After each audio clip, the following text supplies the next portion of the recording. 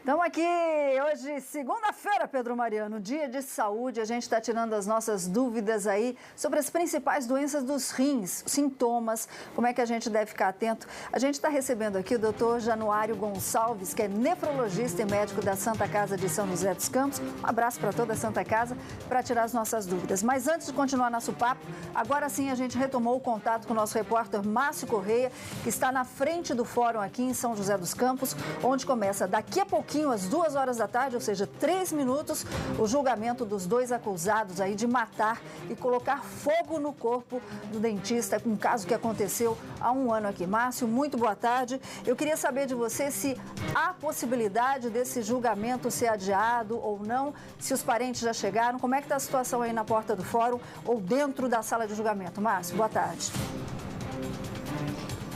Olá, tudo bem? Solange, boa tarde a você e a todos que acompanham o Falando Nisso. Pois é, nós estamos aqui em frente ao Fórum de São José dos Campos. Trata-se de uma audiência de instrução seguida de julgamento. Não trata-se de um julgamento com presença de júri popular, por exemplo. Isso porque o crime foi registrado como latrocínio, que é roubo seguido de morte. E neste caso, não há júri popular. Quem julga é o juiz mesmo, da 3ª Vara Criminal. A juíza aqui responsável por essa vara é a Naira Assis Barbosa, juíza da 3ª Vara Criminal aqui de São José dos Campos. Quem vai acompanhar, vai conduzir essa audiência de instrução seguida ou não de julgamento. Podem acontecer várias coisas no decorrer dessa audiência, como, por exemplo, alguma das testemunhas faltar a esse depoimento. E se a acusação ou a defesa considerar essa falta, caso aconteça, fundamental, né, a presença dessa pessoa seja indispensável, a juíza provavelmente irá adiar a sua decisão no final da audiência, ou seja, vai adiar o julgamento. Então não trata-se de um júri popular, e sim de uma audiência com julgamento no final. E quem vai julgar se os réus são culpados ou inocentes é a própria juíza da 3ª Vara, a juíza Naira Assis Barbosa. Choveu forte agora há pouco aqui, felizmente São Pedro colaborou para que a gente pudesse entrar ao vivo aí no seu programa, Solange. A gente vê aqui pouca movimentação na frente do fórum, ainda há pouco havia vários funcionários, também algumas pessoas que estavam aqui esperando para dar horário de entrada, já entraram no fórum. A imprensa não vai ter acesso à essa audiência de instrução e a gente vai ficar aqui do lado de fora acompanhando a movimentação. Somente os parentes da vítima, do Alexandre Gade, os advogados de defesa e também de acusação e a promotoria vão poder entrar na sala do júri, claro, além dos réus. É com você aí no estúdio. Márcio, só uma última pergunta. Os réus já estão aí no fórum, eles continuam detidos? Como é que está a situação deles? Eles continuam aqui, sim. A informação que a gente tem é que a partir das 2 horas da tarde, portanto, deve estar começando já nesse momento a audiência de instrução, que deve durar a tarde toda. São pelo menos 10 testemunhas de acusação e 6 de defesa para prestar depoimento. Aí acontecem os debates entre os advogados de defesa e a promotoria. E aí no final de tudo isso ainda pode haver réplica, pode haver tréplica, com mais alguns tempos aí excedentes para a defesa e para a acusação contra-argumentarem. E aí sim a juíza, no final da tarde, início da noite, numa previsão mais otimista, deverá dar aí a sua sentença. Ok, Márcio, bom trabalho aí para toda a equipe do jornalismo, um grande abraço, cobertura completa também durante toda a nossa programação. E se condenados, Luquinha, podem pegar 30 anos de prisão, que no Brasil não significa 30 anos, você sabe disso, né? Mas é o máximo que consegue, então a gente está torcendo para isso acontecer, né? Mandar um beijo para a Jéssica de Caçapava, o seu Ismael também, que é vovô da Jéssica, Ana Moraes, a Shirley Alves e a Tamara, que estão curtindo a gente aqui. E também para o José, que fez uma pergunta se o triglicérides elevado pode prejudicar o rins ou não tem nada a ver? Pode, doutor? Em princípio, não. Eles fazem parte de outra cadeia de doenças, né?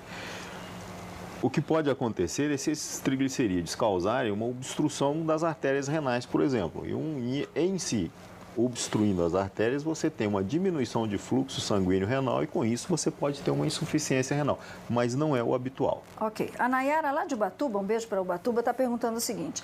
Aliás, ela conta que ela teve um quadro de pielonefrite, que eu queria que o senhor explicasse o que é, de uma hora para outra, sem sintoma nenhum, ficou 1 semana internada e ela quer saber 2 coisas. Ela precisa continuar fazendo o acompanhamento médico e, segundo, pode ser um problema renal crônico? A pielonefrite é a infecção alta, porque muitas das vezes a mulher confunde a cistite, que é uma infecção baixa, que não tem grandes consequências, e a pielonefrite, que são infecções altas, infecções realmente dos rins. E, infelizmente, pode ser uma doença silenciosa. E quando ela ocorre de uma forma repetitiva, que é a chamada pielonefrite crônica, ela pode cronicamente levar à insuficiência renal. Prevenção disso, se é assintomática, você precisa fazer exames, pelo menos exame de urina, com alguma frequência. Uma vez a cada 6 meses, pelo menos, fazendo a cultura da urina para ver qual a bactéria. Cuidado para tomar bastante líquido, por quê? A bactéria não nada contra a corrente. Se você toma muito líquido e faz muito xixi, essa bactéria que causa a pielonefrite vai ser jogada fora. E, infelizmente, por razões anatômicas, as mulheres têm muito mais infecções do que os rins. Tem que se também procurar alguma causa dessa pielonefrite, como, por exemplo, eu tenho um cálculo obstruindo esse rim. Esse cálculo vai fazer com que a urina não drene de forma adequada e isso causa infecção. Então, assim, eu tô com vontade de fazer xixi, acho que é infecção da bexiga, inflamação, não sei o quê, vai lá e toma remédio por conta própria, né, Luquinha? Isso daí não pode de jeito nenhum, né? Nunca, gente. Essa de automedicação tá por fora. Jamais. Bom, o doutor trouxe umas fotos e eu queria convidar o doutor Januário aqui para mostrar pra gente. Vamos lá, doutor? Vou pedir pro senhor ficar aqui nesse cantinho e mostrar pra gente essa primeira foto aqui, que são rins, onde é a localização dos rins, né? É isso? Sim, sim. Sim.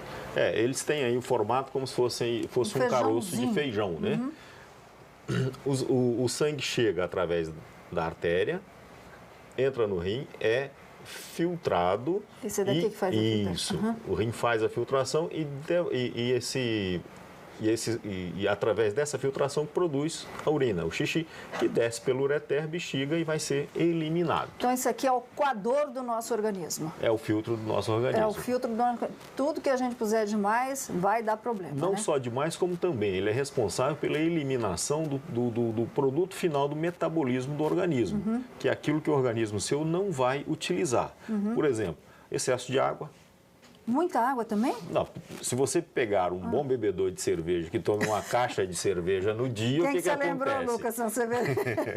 Não, eu lembrei de umas pessoas. É um volume muito grande de líquido ingerido. Então, ele vai fazer esse equilíbrio, vai jogar esse excesso de líquido fora.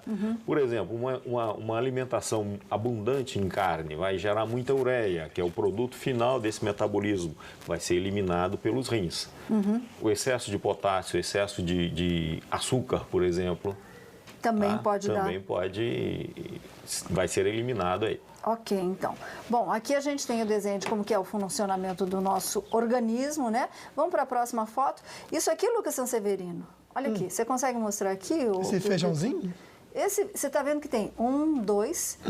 Por que tem 3 feijãozinhos? Você sabe? Não. Por que, doutor? A gente tem 2 só, não é? A gente só tem 2. Isso. Esse aqui é um esquema de um transplante renal. Esse é um rim transplantado. Você percebe que ele é até um rim com uma imagem, uma característica diferente. Ele está maior do que os outros dois. Provavelmente uma insuficiência renal crônica, um paciente que fazia diálise e que foi transplantado. Então, no transplante, coloca-se um terceiro rim. Não se retira nenhum deles. Tecnicamente, é muito mais fácil fazer aqui a implantação da anastomose de artéria, veia e ureter na bexiga. Eu vou falar que nem minha avó agora. Isso aqui não apodrece dentro da gente, não? Não, porque está sem função? Está sem função, ele atrofia. Não é? Ele atrofia. Você pode ver que aqui, olha, se você comparar, ele dá para perceber que ele é menor. Então, ele atrofia, mas ele não apodrece, a menos que ele tenha alguma doença que provoque isso, como, por exemplo, a obstrução aqui e infecção. Aí sim. Então. Luquinha, temos mais outra foto. Isso aqui é um processo de hemodiálise, é isso, doutor? Isso, perfeito.